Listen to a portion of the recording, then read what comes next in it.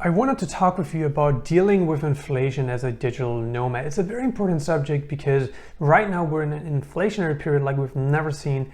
And I just want to point out some of the worst and some of the best places where you can move to as a digital nomad, as an online entrepreneur, some kind of professional that wants to reduce his or her living expenses and get more out of life. You know, food, rent, energy, probably is like 50 to 60, 65% of your total living expenses.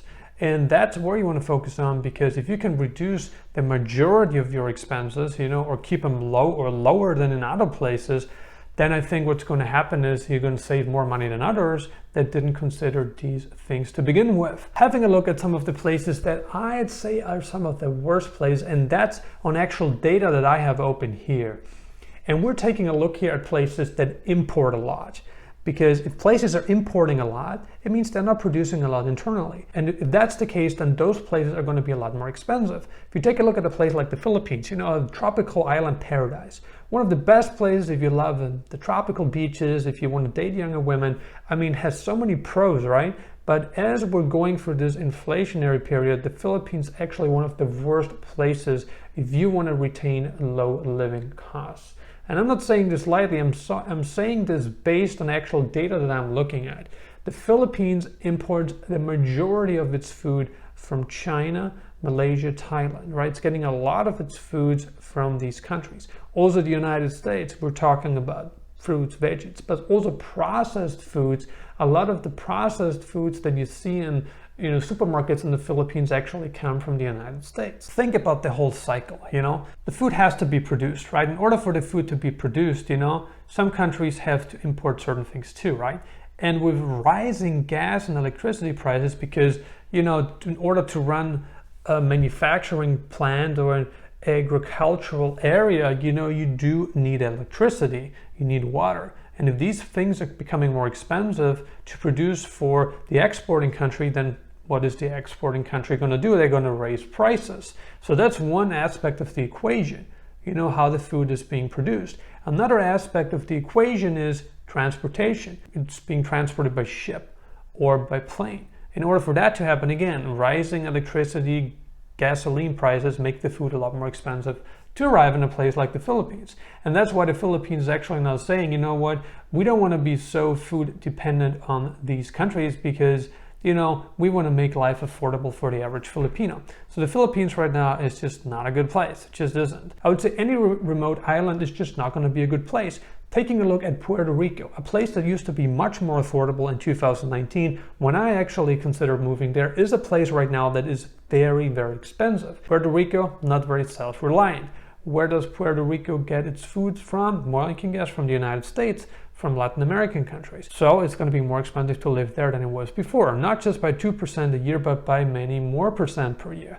And also housing in Puerto Rico, there isn't a lot available right now. A lot of Bitcoin millionaires moved there. A lot of millionaires moved there, that made their money in other areas. They moved there because they want to take advantage of Act 20 and Act 22, which helps them to pay little to no taxes. Puerto Rico has a very unique issue, right? It has a housing issue because there's just not enough properties, and especially not enough, quality properties that a Western person would want to live in. And with that being said, the cost of real estate has just gone up a lot. It's a lot more expensive to rent today than it is a year ago, going to go up even more because the cost to produce new homes in Puerto Rico has gone up. I think I've seen by almost 50%. So not a very good place either. So remote islands, as beautiful as they are, as exotic as they are, as tempted you are to live in these places, they're just not good if you want to keep your living costs low. The same can be said about specific jurisdictions, that are very food dependent, that are very import dependent. Places include, Hong Kong, Singapore, Dubai. The question is, who would move to those kind of places anyway? And the answer is people with very high net worth. People that don't specifically care about how much they spend on food or rent, because the tax benefit that they get when living in these places outweighs, the added markup that they pay for rent or food. So they don't really care about that. But again, what I'm pointing out here is that if you're a digital nomad that wants to save money, that wants to have the cheaper cost of living, then Hong Kong and Singapore would be bad places. Hong Kong imports 95% of its total foods. Let's talk about some of the better places. It's just the exact opposite. We're talking about places that are very self-sufficient, that have agricultural assets, that have good manufacturing. Places that are not reliant on imports to make sure that people can live their lives. And places like that include, but are not limited to, in Southeast Asia, if we're taking a look at Thailand and Malaysia, those places are very rich in terms of agriculture. Like Thailand produces a lot, fish, meats, fruits, veggies. Some imported, but most of it, like 80-90%, isn't. So you're going to be able to save a lot more money. You're going to avoid this inflationary period a lot more. I'm not saying you're going to avoid it completely because there's going to be inflation, but you're going to cut it down a lot by living in a place like Thailand or Malaysia. But now we take a look at Latin America, places that are very self-sufficient. Argentina, an agricultural powerhouse, really only imports bananas and coffee. So unless your diet consists of bananas and coffees, you're going to save a lot.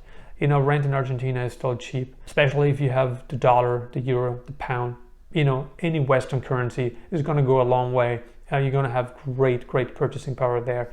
Mexico, a place that's very diverse in terms of scenery, is also an agricultural powerhouse. They import very little foods, some of it, not a lot of it. And generally the cost of living is very affordable for a Western person. Those are probably the better countries in Latin America.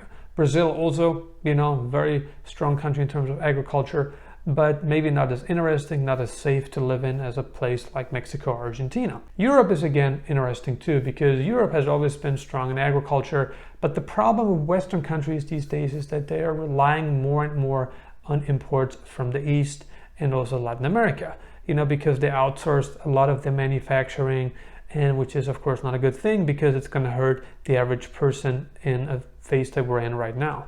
But if you want to be in Europe, a lot of countries are going to be good. There's going to be less inflation than there is in the United States. The United States, by the way, is one of the worst countries that you can live in right now because, most of the things you see on the shelves in the United States, are imported in some way.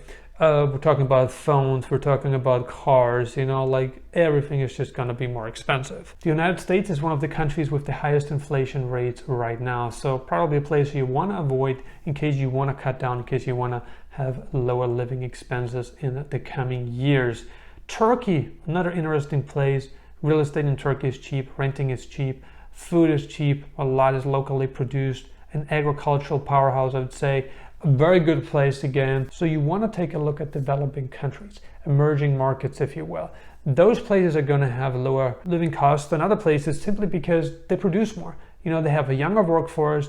They have the goal, to become stronger and stronger in terms of manufacturing and exports. So that's where their focus is.